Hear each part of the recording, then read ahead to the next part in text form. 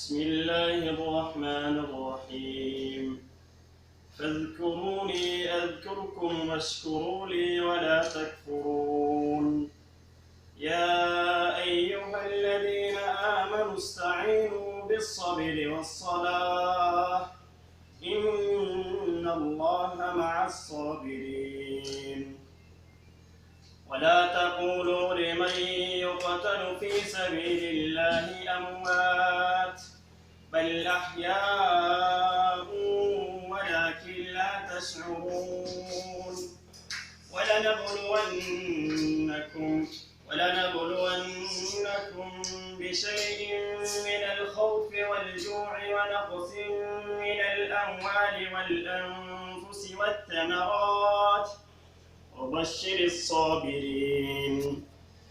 الذين إذا أصابتهم مصيبة قالوا إنا لله وإنا إليه راجعون صدق الله العظيم.